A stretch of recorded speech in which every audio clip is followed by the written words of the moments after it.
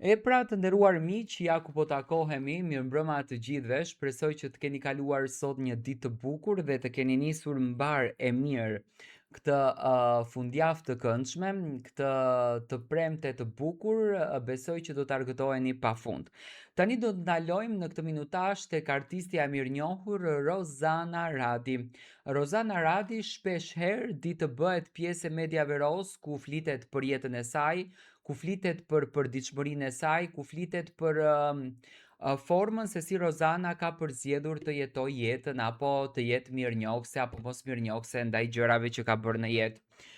Vitin e kaluar ju e dini shumë bukur që Rozana kryesoi të merr titullin e fitueses në Këngën Magjike.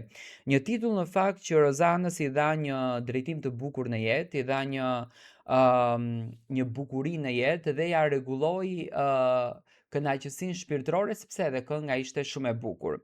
Por bashkëpunimin që bëri Rozana me këngëtarin grek e quajti që të jetë mos mirënjohës. E di shumë bukur që mezi kanë rënë dakord të dy që të marrin pjesë në Këngën Magjike të këtij viti tek Ardit Xhebrea, ku mes i tyre ishte edhe Eni Çobani që bënte këtë bashkimin, por çfarë po ndodh mes Rozanës edhe këngëtarit në fjalë?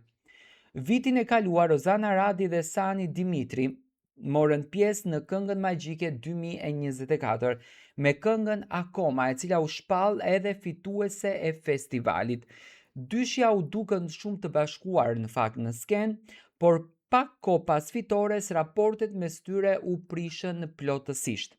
Në një intervistë në podcastin e Orinda Hutës, Rozana zbuloi për herë të parë arsyen e ftohjes së madhe mes tyre. Unë nuk kam asnjë lloj kontakti, do me thënë, ajo e cilëson Sanin si mos mirënjohës dhe theksoi se nuk ka më asnjë lloj kontakti me të.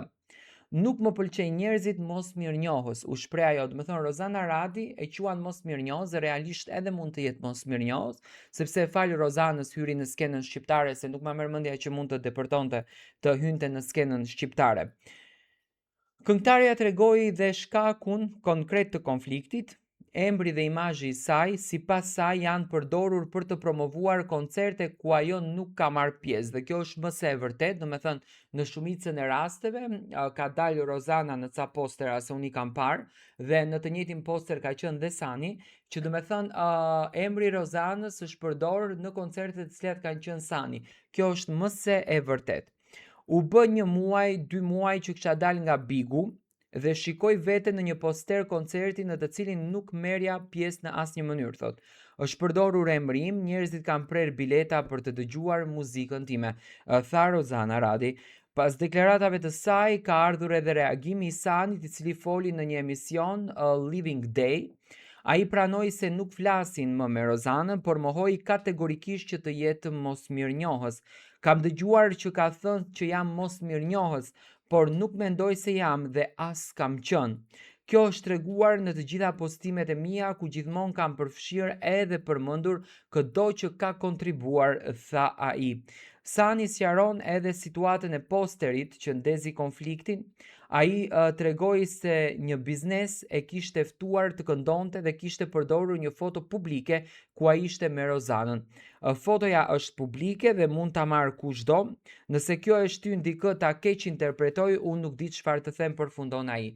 Në fakt është një luftë e hapur nëpër rrjetet sociale që po ndodhen me Sani dhe Rozana Radit, edhe unë e di që Rozana edhe nuk dëshironte në asnjë mënyrë që të jetë pjesë e Këngës Magjike, sepse ndjente veten tepër të përdorur nga ana e Sanit, por Rozana nuk gënjen në asnjë mënyrë.